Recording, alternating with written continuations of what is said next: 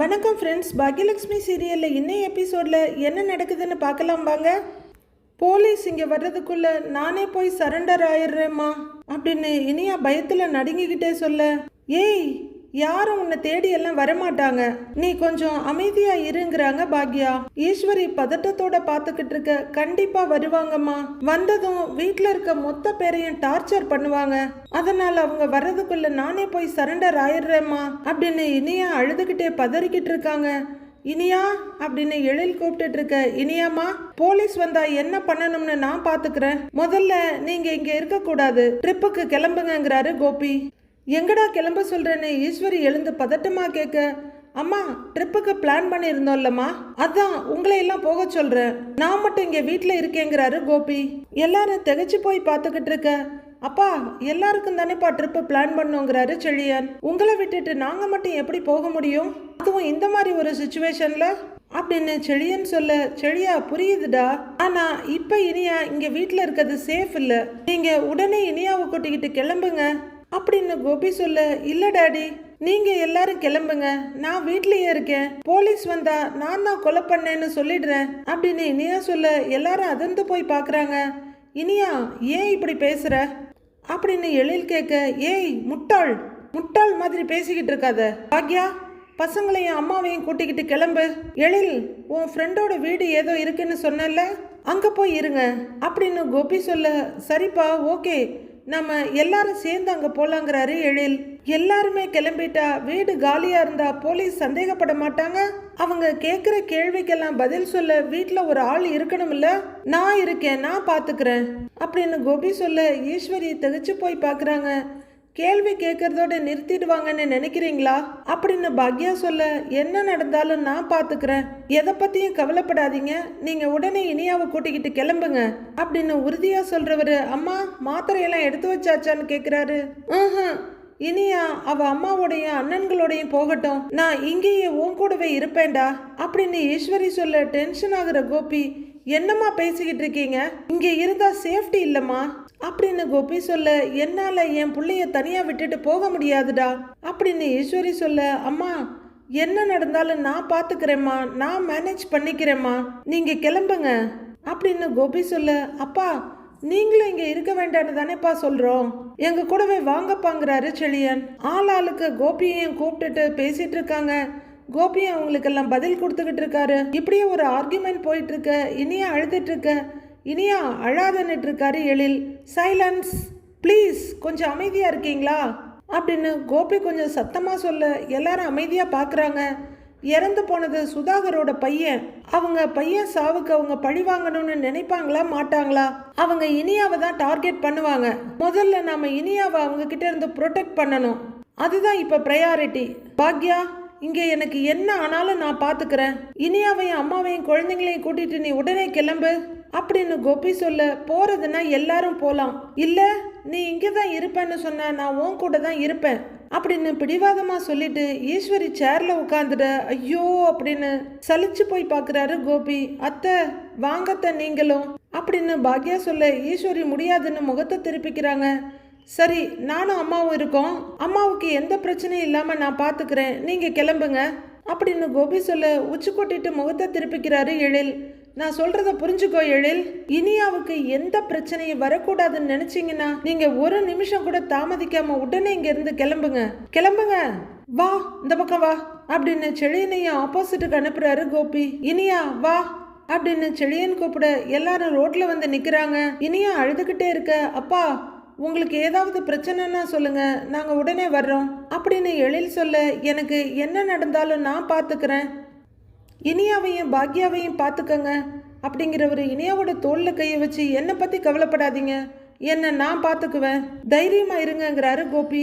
Daddy டாடின்னு Iniya ஏங்கி அழ, சச்ச இங்க பாரு, தைரியமா இரு, இங்க வா, கூடிய சீக்கிரமே எல்லா பிரச்சனையும் சரியாயிடும், சரி பண்ணிடலாம், ஓகே தைரியமா இருடா அப்படின்னு மகளோட கண்ணீரை தொடச்சு விட்டுட்டு, எழில் டிலே பண்ணாதீங்க உடனே கிளம்புங்கிறாரு கோபி. அப்படின்னு எழில் கார்கிட்ட போக, இனியா திரும்பி பார்க்க, கிளம்புன்னு முதுகுல கைய வைக்கிறாரு கோபி. பாக்யா பார்த்துட்டு இருக்க, கலங்கிட்டு இருக்காத கிளம்பு, நான் பாத்துக்கிறேன், நீ தைரியமா இருன்னு அனுப்பி விடுறாரு. கார் கிளம்ப லைட்டா பையனு கையை தூக்கிக்கிற கோபி அப்படியே நிறுத்திக்கிறாரு. வீட்டுல ஈஸ்வரியும் கோபியும் உட்கார்ந்துருக்க போலீஸ் வருது. ஜீப்பை நிறுத்திட்டு ஒரு இன்ஸ்பெக்டரும் 2 கான்ஸ்டபிளும் வீட்டுக்கு வர்றாங்க. அவங்க வாசப்படிக்கு நேரா வந்து பார்க்க, கோபி அவங்க அம்மாவை பார்க்க அவங்க அப்படியே திகைச்சு போய் பாக்குறாங்க. 2 பேரும் எழுந்து நிக்கிறாங்க. வர்ற இன்ஸ்பெக்டர் 2 பேரையும் மாறி மாறி பார்த்துட்டு, நீங்க தானே கோபிநாத்னு கேக்குறாரு. ஆமா, நான் தான் கோபிநாத்ங்கிறாரு. உங்க ஒய்ஃப் பாக்யலட்சுமியும் உங்க பொண்ணு இனியாவும் எங்க அப்படின்னு அவரு கேட்க, அவங்கள பத்தி எதுக்குங்க சார் விசாரிக்கிறீங்கிறாரு கோபி. என்ன, உங்களுக்கு எதுவுமே தெரியாதா அப்படின்னு கேட்க, இல்லையேங்கிறாரு கோபி. உங்க மருமகன் நிதிஷ் இறந்துட்டாரு, அதுவாவது உங்களுக்கு தெரியுமா அப்படின்னு இன்ஸ்பெக்டர் கேட்க, ஈஸ்வரி அதிர்ந்து போய் பார்க்க, நியூஸ்ல பார்த்தோங்கிறாரு கோபி. கொலை பண்ணின உங்க பொண்ணும் கூடவே நின்ன உங்க ஒய்ஃபும் சொல்லவே இல்லையா? டிவியில பார்த்துதான் மருமக சாவ தெரிஞ்சுக்கிட்டீங்களோ அப்படின்னு அவரு கிண்டலா கேட்க, கோபி அமைதியா நிக்கிறாரு. என்ன சார் நீங்க கொலை கிலன்னு அபாண்டமா பேசுறீங்க அப்படின்னு ஈஸ்வரி கேட்க, நடிக்காதீங்கம்மா, உங்க முகத்தை பார்த்தாலே தெரியுது எல்லாருமா சேர்ந்து ஏதோ பெருசா பண்ணிருக்கீங்கன்னு. சொல்லுங்கம்மா, அவங்க எங்க? நீங்களா சொல்ல போறீங்களா இல்லையா அப்படின்னு அவர் அதட்டிக்கிட்டு இருக்க, சத்தம் கேட்டு போலீஸ் வேனை பார்த்து நிறைய பேர் அங்க வேடிக்கை பார்க்க வந்து நிக்கிறாங்க. பதில் சொல்லுங்கம்மா, இப்ப இனியாவும் பாக்யலட்சுமி எங்க இருக்காங்க அப்படின்னு அவரு கேட்க, சார் அவங்க ஊர்ல இல்லைங்க சார்ங்கிறாங்க கோபி. அவங்க எங்க இருக்காங்கன்னு அவர் அதட்டலா கேட்க, நேத்தி அவங்க வெளியே கிளம்பி போயிட்டாங்க சாருங்கிறாரு. அது எப்படி, இன்னைக்கு கொலை பண்ணிட்டு நேத்தே போயிட்டாங்களா? பொய் சொல்லாதீங்க சார் அப்படின்னு இன்ஸ்பெக்டர் அதட்டிட்டு இருக்க, வெளியே இருக்கவங்க எல்லாம் என்னென்னமோ பேசிக்கிறாங்களேன்ற மாதிரி அவங்களுக்குள்ள கிசுகிசுத்துக்கிறாங்க. சார், நீங்க தப்பா புரிஞ்சுட்டு பேசுறீங்க சார். இனியாவுக்கும் இந்த கொலைக்கும் எந்த சம்பந்தமும் இல்ல அப்படின்னு கோபி சொல்ல, அத நாங்க விசாரிச்சுக்கிறோம். முதல்ல உங்க பொண்ணையும் ஒய்ஃபையும் வர சொல்லுங்க. இல்லனா நேத்தே போன வெளியூர் எதுன்னு சொல்லுங்க, நாங்களே கொடுக்க வேண்டிய மரியாதையை கொடுத்து கூட்டிக்கிட்டு வரோம் அப்படின்னு அவரு கேட்க, சாரி சார், சொல்ல முடியாதுங்க சார்ங்கிறாரு கோபி. சார், எங்க பேச்சை கேட்டு நிதிஷை கல்யாணம் பண்ணதை தவிர என் பேத்தி எந்த தப்பும் பண்ணலங்க சார். தயவு செஞ்சு அவளை விட்டுடுங்க சார், சின்ன பொண்ணுன்னு கெஞ்சுறாங்க ஈஸ்வரி. அம்மா, இப்படி அழுது நாடகம் போடுறதெல்லாம் நிப்பாட்டுங்க. இனியா எங்கன்னு சொல்லுங்கம்மா அப்படின்னு அவரு கேட்க, ஈஸ்வரி கோபியை பார்க்க, சொல்லாதீங்கம்மான்னு ஜாட காட்டுறாரு கோபி. என்ன, கொலை பண்ணினவங்களை காப்பாத்த பாக்குறீங்களா அப்படின்னு அவரு கேட்க, இதோ பாருங்க, திரும்ப திரும்ப சொல்றேன், இந்த கொலைக்கும் என் பொண்ணுக்கும் எந்த சம்பந்தமும் இல்லை அப்படின்னு கோபி சொல்ல, யோ, அதெல்லாம் நாங்க கண்டுபிடிச்சிக்கிறோம், அவ எங்க இருக்கான்னு முதல்ல சொல்லுங்க அப்படின்னு இன்ஸ்பெக்டர் கேட்க, இல்லைன்ற மாதிரி தலையாட்டுறாரு கோபி. சொல்ல மாட்டீங்க சார், எப்படி அவங்கள ஸ்டேஷனுக்கு வர வைக்கணும்னு எங்களுக்கு தெரியும். கான்ஸ்டபிள், இவங்க 2 பேரையும் இழுத்துட்டு வாங்க, உள்ள வச்சு வெளுத்தா எல்லா உண்மையும் தானா வெளியே வரும் அப்படின்னு சொல்ல, அதிர்ந்து போய் பாக்குறாங்க ஈஸ்வரி. அம்மாவை எதுக்கு அப்படிங்கிற மாதிரி பாக்குறாரு கோபி. ஐயோ அப்படின்னு ஈஸ்வரி பதறிட்டு இருக்க, வெளியே நிக்கிறவங்களுக்கெல்லாம் இது வேடிக்கையா இருக்கு. சார், ஒரு நிமிஷம் ப்ளீஸ், என்ன வேணும்னா கூட்டிட்டு போங்க, அம்மாவை கூட்டிட்டு போய் என்ன செய்ய போறீங்க, அவங்கள விட்டுருங்கிறாரு கோபி. கோபி, நீ எதுக்குடா போலீஸ் ஸ்டேஷனுக்கெல்லாம் போகணும் அப்படின்னு ஈஸ்வரி கேட்க, அம்மா இருங்கம்மா, நான் பேசிக்கிறேன் அப்படின்ற கோபி இன்ஸ்பெக்டர் கிட்ட திரும்பி, இங்க பாருங்க, அம்மாவை ஒன்றும் பண்ணாதீங்க, ஸ்டேஷனுக்கு இல்லை, நீங்க எங்க கூட்டிட்டு போனாலும் நான் வர்றேன், வர தயார், என்ன கூட்டிட்டு போங்க, அம்மாவை விட்டுருங்க ப்ளீஸ், உங்களை கெஞ்சி கேட்டுக்கிறேன் அப்படின்னு கோபி கையெடுத்து கும்பிட, கான்ஸ்டபிள்ஸ் இந்த ஆளை கூட்டிட்டு வாங்க அப்படின்னு சொல்லிட்டு இன்ஸ்பெக்டர் நடக்க, வாங்க சார்னு 2 பக்கமும் 2 கான்ஸ்டபிளை எஸ்கார்ட் பண்ணி கோபியை கூட்டிட்டு போறாங்க. கோபி கோபி அப்படின்னு கூப்பிட்டுக்கிட்டே ஈஸ்வரி கோபியோட பின்னாடியே வர்றாங்க. வேன் கிட்ட வந்ததும் உள்ளர ஏத்துங்க ஐயான்னு சொல்ல, சார் ஏறுங்க சார்னு கான்ஸ்டபிள் சொல்ல, பின்னாடி வந்து நிக்கிற அம்மா பக்கம் திரும்புற கோபி அவங்க கன்னத்துல கைய வச்சு, தைரியமா இருங்கம்மா, நான் வந்துடுறேன் அப்படின்னு சொல்லிட்டு போலீஸ் வேன்ல ஏறுறாரு. கான்ஸ்டபிள்களை ஏறிக்க, கோபி கோபி அப்படின்னு ஈஸ்வரி ரொம்பவே கலங்கி போய் நிக்க, அம்மா கவலைப்படாதீங்க அப்படின்னு கையை ஆட்டிட்டு கோபி கிளம்புறாரு.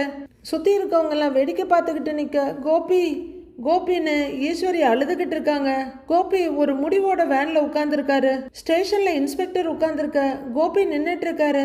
இப்பதான் அந்த பொண்ணோட அப்பாவை கஸ்டடியில எடுத்திருக்கோங்க சார், அதெல்லாம் நான் விசாரிக்க வேண்டிய விதத்துல விசாரிக்கிறேங்க சார் அப்படின்னு போனை வைக்கிறாரு இன்ஸ்பெக்டர். போனை வச்சுட்டு கோபி முன்னாடி வந்து நிக்கிறவரு, என்னையா நீங்க ரவுடி குடும்பமா, கொலையெல்லாம் அசால்ட்டா பண்றீங்க அப்படின்னு கேட்க, சார் அப்படிலாம் இல்லைங்க சார், என் பொண்ணுக்கும் இந்த கொலைக்கும் எந்த சம்பந்தமும் இல்லைங்க சார் அப்படின்னு கோபி சொல்ல, உங்க பொண்ணு சுதாகர் வீட்டுல போய் மிரட்டி இருக்கா, அதோட வீடியோ எவிடன்ஸ் எல்லாம் இருக்கு, கோர்ட்ல வச்சு நிதிஷ அடிச்சிருக்கா, அதை பார்த்த ஆளுங்கெல்லாம் இருக்காங்க, பல நேரங்கள்ல பல இடங்கள்ல நிதிஷ சும்மா விடமாட்டேன்னு தானே சொல்லியிருக்கா, இப்ப இப்ப சொன்னதையே செஞ்சிட்டா அப்படின்னு இன்ஸ்பெக்டர் சொல்ல, அதெல்லாம் ஒரு கோவத்துல சொன்னதுங்க சார்.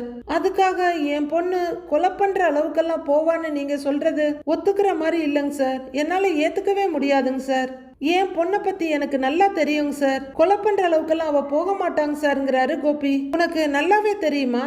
அப்படியா அப்படின்னு இன்ஸ்பெக்டர் கேட்க, ஆமாங்க சார், என் பொண்ணுக்கும் இதுக்கும் எந்த சம்பந்தமும் இல்லைன்னு எனக்கு நல்லா தெரியுங்க சார்ங்கிறாரு கோபி. அப்படின்னா அவன் எங்க இருக்கான்னு சொல்லுன்னு அவர் கேட்க, வெளியூருக்கு ட்ரிப் போயிருக்காங்க சார்ங்கிறாங்க கோபி.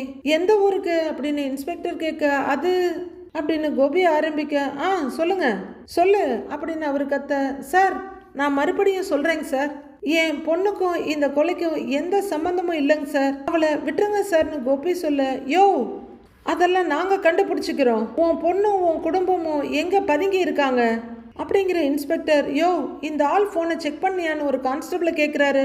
பண்ணனேங்க சார், ஆனா போனை வச்சு எதுவும் கண்டுபிடிக்க முடியலைங்க சார், கால் ஹிஸ்டரி எல்லாம் டெலீட் ஆயிருக்குங்க சார் அப்படின்னு கான்ஸ்டபிள் சொல்ல, கோபியை பார்த்து, நல்லவர், தப்பே பண்ணாதவர், எதுக்கு கால் ஹிஸ்டரி எல்லாம் டெலீட் பண்ணீங்க அப்படின்னு இன்ஸ்பெக்டர் கேட்க, டெலீட் எல்லாம் பண்ணலைங்க சார், அது ஃபோன் மாத்தினேன், பழைய ஃபோனு, அதான் தானா டெலீட் ஆயிருக்குன்னு நினைக்கிறேன் அப்படின்னு கோபி சொல்ல, இனியா எங்க இருக்கா?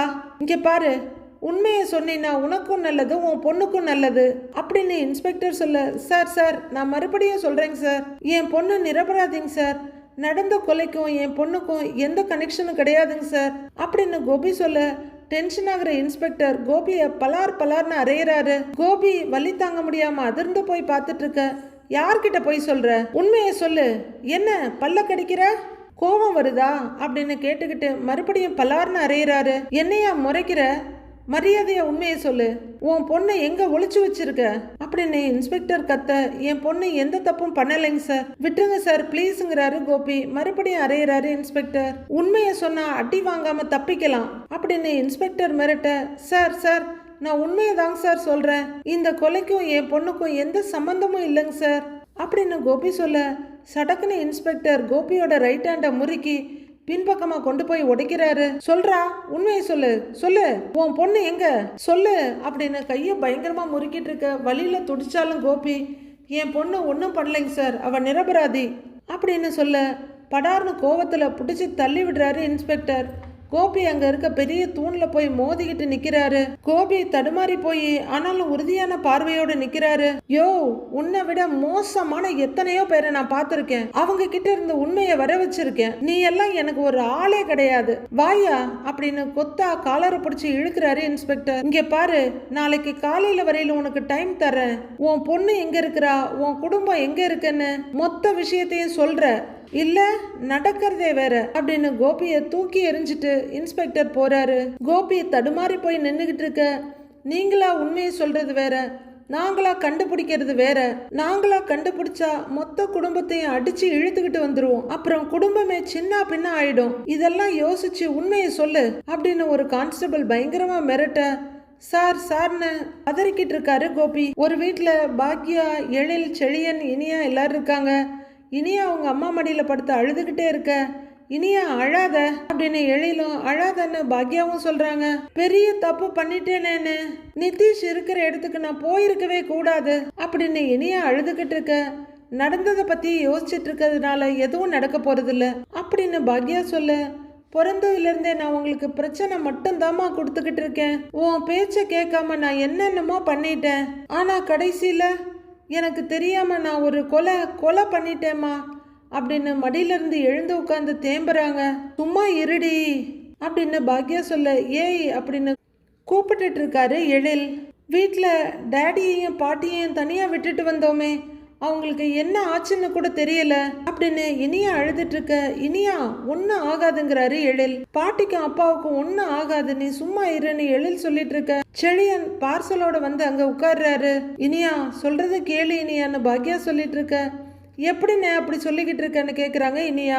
இங்க பாரு, எனக்கும் கண்டிப்பா தெரியாது, ஆனா எதுவுமே ஆகாதுன்னு நாம நம்புவோம், சரியா அப்படின்னு எழில் கேட்க, கண்டிப்பா போலீஸ்காரங்க வீட்டுக்கு வந்திருப்பாங்க, நான் எங்கன்னு கேட்டு டேடியையும் பாட்டியையும் டார்ச்சர் பண்ணிட்டு இருப்பாங்க அப்படின்னு இனியா அழுதுகிட்டே சொல்ல, இனியா இங்க பாரு, இந்த மாதிரி கண்டதையும் யோசிக்காம கொஞ்சம் அமைதியாயிரு அப்படின்னு செழியன் சொல்ல, என்னால என் வீட்டில் இருக்கவங்க கஷ்டப்படும் போது நான் எப்படின்னே அமைதியா இருக்க முடியும் அப்படின்னு இனியா கேட்க, உன் வீட்டில் இருக்கவங்களால நீ கஷ்டப்பட்டல, அந்த மோசமானவனை கல்யாணம் பண்ணிக்கிட்டு கொஞ்ச நாளா இருந்தாலும் அவன் கூட நீ வாழ்ந்தல்ல அப்படின்னு செழியன் சொல்ல, அதுவும் இதுவும் ஒன்னானே, என்னால யாரும் கஷ்டப்படக்கூடாது, நான் சரண்டர் ஆகிறேன்னு இனியா சொல்ல, ஏய் அப்படின்னு எழிலும் பாக்யாவும் ஒரே வாய்ஸ்ல கத்துறாங்க. இந்த மாதிரி முட்டாள்தனமா பேசிட்டு இருக்காத சரியா அப்படின்னு செழியன் சொல்ல, இல்லன்னு நான் சரண்டர் ஆகுறேங்கிறாங்க இனியா. இனியா நீ வேணும்னு எதுவும் பண்ணல, நடக்க கூடாத ஒரு விஷயம் நடந்துருச்சு, அதுக்காக நீ தண்டனை அனுபவிக்கிறத நாங்க ஒத்துக்கவே மாட்டோம் அப்படின்னு பாக்யா சொல்ல, இங்க பாரு இனியா, உனக்காக நாங்க எல்லாருமே ஜெயிலுக்கு போறதுக்கு தயாரா இருக்கோம், நாங்க சந்தோஷமா போவோம், ஆனா நீ போலீஸ் ஸ்டேஷன் பக்கம் போக கூடாது அப்படின்னு செழியன் சொல்ல, இனியா ரொம்பவே அழறாங்க. எதுவா இருந்தாலும் பாத்துக்கலாம், நீ அழாதங்கிறாரு எழில். எனக்கு உடனே டாடியை பார்க்கணும் அப்படின்னு இனியா சொல்ல, சோ அப்படிங்கிறாங்க பாக்யா. இனியா கொஞ்சம் பொறுமையாயிரு, ஒரு 2-3 நாள்ல நாம போய் அப்பாவை பார்த்துடலாம் அப்படின்னு செழியன் சொல்ல, எனக்கு இப்பவே பார்க்கணும்னு, அட்லீஸ்ட் ஒரு கால் பண்ணியாவது பேசணும், என்னோட ஃபோனை கொடுங்களேங்கிறாங்க இனியா. ஏய் நீ கால் பண்றத வச்சு ஈஸியா நம்ம இருக்க இடத்த அவங்க ட்ரேஸ் பண்ணிடுவாங்க, நம்ம யாருமே ஃபோனை ஆன் பண்ண வேணாம் சொல்லிட்டேன் அப்படின்னு செழியன் சொல்ல, எனக்கு டாடி எப்படி இருக்காருன்னு தெரிஞ்சே ஆகணும்னு அப்படின்னு இனியா சொல்ல, இங்க பாரு என்னோட ஃப்ரெண்டோட ஃபேமிலி இங்க பக்கத்துல தான் இருக்காங்க, அவங்க மூலமா நான் எப்படியாவது பேச ட்ரை பண்றேன், நம்ம வீட்ல நிதிஷ் வீட்ல என்ன நடக்குதுன்னு விசாரிக்க சொல்லி இருக்கேன், ஓகேவா, அவன் முக்கியமான விஷயம் ஏதாவது இருந்தா நமக்கு ஃபோன் பண்ணி சொல்லுவான், எதுவும் கவலைப்படாதங்கிறாரு எழில். இப்போ உடனே பேச முடியாதா அப்படின்னு இனியா ஏக்கமா கேட்க, வேண்டாம், இப்போ அமைதியா இருக்கிறத தவிர வேற எதுவுமே பண்ண வேண்டாம், அப்புறம் நாமளே பிரச்சனையை விலை கொடுத்து வாங்கின மாதிரி ஆயிடும், பொறுமையா இருக்கிறத தவிர நமக்கு வேற வழியே இல்லை இனியா அப்படின்னு பாக்யா சொல்ல, ரொம்ப நேரமா சாப்பிடல, உனக்கு பசிக்கும்ல, எடுத்து சாப்பிடுங்கிறாரு செழியன். எனக்கு எதுவும் வேணான்னு சொல்லிட்டு மறுபடியும் அவங்க அம்மா மடியில தலை வச்சு படுக்க போக, ஏய் இனியா சாப்பிடுங்கிறாரு எழிலும். இனியா படுத்துட, அம்மா நீயாவது இதை சாப்பிடுமாங்கிறாரு செழியன். பாக்யாவும் வேணான்னு தலையாட்டுறாங்க. செழியன் ரொம்பவே சங்கடமா பார்க்க, செழியா விடுங்கிறாரு எழில். ஈஸ்வரி வீட்டுல தனியா உட்கார்ந்து அவங்க ஹஸ்பண்ட் போட்டோவை பார்த்துட்டு இருக்காங்க. கண்ணில் பயங்கரமா கண்ணீரோட உட்கார்ந்துருக்க. வாசல் பக்கம் சத்தம் கேட்குது. ரொம்ப ஆர்வமா அவங்க பார்க்க, அங்க செல்வியும் ஆகாஷும் வந்துகிட்டு இருக்காங்க. ஈஸ்வரி எழுந்து நிற்க வாசல் வரலும் வந்துட்டாலும் செல்வி தயங்கி தன்னோட மகனை பார்க்குறாங்க. ஈஸ்வரி, செல்வி பாத்தியா செல்வி, இந்த வீட்டில் என்னென்ன நடக்குதுன்னு பாத்தியா அப்படின்னு அழுதுகிட்டே கேட்க, அதுக்கு மேலே தாங்க முடியாது செல்வி. டக்குன்னு செருப்பை கழட்டிட்டு வீட்டுக்குள்ளே ஓடி வர்றாங்க. அம்மா அப்படின்னு பக்கத்தில் வந்து நிற்க, கோபியை போலீஸ் பிடிச்சிக்கிட்டு போயிட்டாங்க அப்படின்னு ஈஸ்வரியால தெரியுமா அப்படின்னு செல்வி சொல்ல, அப்படியே உடஞ்சி போய் உட்கார்றாங்க ஈஸ்வரி. ஸ்டேஷன்ல வச்சு கோபியை என்ன பாடுபடுத்துறாங்கன்னு தெரியலையே அப்படின்னு ஈஸ்வரியால, அம்மா அதெல்லாம் எதுவும் பண்ண மாட்டாங்கம்மா, நீங்க அழாதீங்க அப்படின்னு செல்வி சொல்ல, வெளுத்துருவோன்னு சொல்லி தாண்டி அவனை கூட்டிட்டு போனாங்க. இனி அவ வர வைக்கிறதுக்காக அவங்க என்ன வேணும்னாலும் பண்ணுவாங்க. ஏற்கனவே கோபி உடம்பு சரியில்லாதவன், அவனுக்கு ஏதாவது ஒண்ணு ஆயிடுமோன்னு எனக்கு ரொம்ப பயமா இருக்குடி அப்படின்னு ஈஸ்வரி அழ, நீங்க பயப்படாதீங்கம்மா, அதெல்லாம் ஒன்னும் ஆகாதுங்கிறாங்க செல்வி. இனி அவ வேற வந்தே ஆகணும்னு சொல்றாங்க. பாக்யா பத்தி கூட விசாரிச்சாங்க. மொத்த குடும்பத்தையும் ஜெயில தள்ளிடுவாங்களா செல்வி அப்படின்னு ஈஸ்வரி கேட்டுட்டு இருக்க, வெளியவே நின்று ரொம்பவே சங்கடமா பார்த்துக்கிட்டு இருக்காரு ஆகாஷ். மா அப்படி அவங்க இஷ்டத்துக்கெல்லாம் எதுவும் பண்ண முடியாதுமா, அந்த ஆள் சுதாகர் வேணும்னேவே இனியா பாப்பாவை சிக்கல்ல இழுத்து விட்டு பார்க்கணும்னு நினைக்கிறாரு. கண்டிப்பா உண்மை ஒரு நாள் வெளியில வருமா, இனியா எந்த தப்பும் பண்ணலன்னு தெரிய வந்துருமா, நீங்க அழுவாதீங்கம்மாங்கிறாங்க செல்வி. கோபிக்கோ இனியாவுக்கோ ஏதாவது ஒண்ணு ஆயிடுச்சுன்னா நான் உயிரோடவே இருக்க மாட்டேன் அப்படின்னு ஈஸ்வரி ரொம்ப கதறி அழ, அப்படிலாம் ஒன்றும் ஆகாதுமா, அவங்களுக்கு எதுவும் ஆகாது, நீங்க அழுவாதீங்க அப்படின்னு செல்வி சொல்ல, சாகிறதுக்கு முன்னாடி இந்த மனுஷன் என்கிட்ட பேசினாரு செல்வி, இனிமே இந்த வீட்டை நீதான் நல்லா பார்த்துக்கணும்னு சொன்னாரு அப்படின்னு ஈஸ்வரி சொல்ல, செல்வியும் பெரியவர் போட்டோவை பார்க்குறாங்க. நானும் சரின்னு சொன்னேன், ஆனா என்னால் அவருக்கு கொடுத்த வாக்கை நிறைவேற்ற முடியல அப்படின்னு ஈஸ்வரியால அம்மா அப்படின்னு தயக்கமாக கூப்பிட்டுட்டு நிற்கிறாங்க செல்வி. நான் தான் இந்த கல்யாணம் எப்படியாவது நடந்துடணும்னு ஒத்த காலில் நின்னேன். நான் எடுத்த முடிவால இந்த குடும்பத்தோட மொத்த சந்தோஷமும் செதஞ்சு போச்சே. சின்ன பொண்ணோட வாழ்க்கையை நான் அழிச்சிட்டேனே, இந்த பாவத்தை நான் எங்க போய் தீப்பேன் அப்படின்னு ஈஸ்வரி தலையை குனிஞ்சு அழுதுட்டு இருக்க. தோல்ல கையை வச்சு, அம்மா அழுகாதீங்கம்மா, அழுகாதீங்க, அதெல்லாம் ஒன்றும் ஆகாது, அழுகாதீங்க அப்படிங்க. ஈஸ்வரி அப்படியே நின்றுட்டு இருக்க செல்வியோட வயிற்றுல தலையை வச்சு சாஞ்சிக்கிறாங்க. ஆகாஷாலைய அதுக்கு மேலே நிற்க முடியாமல் அப்படியே நிலப்படியில் உட்காந்துடுறாரு. அடுத்து என்ன நடக்குதுன்னு நாளைக்கு பார்க்கலாம் ஃப்ரெண்ட்ஸ்.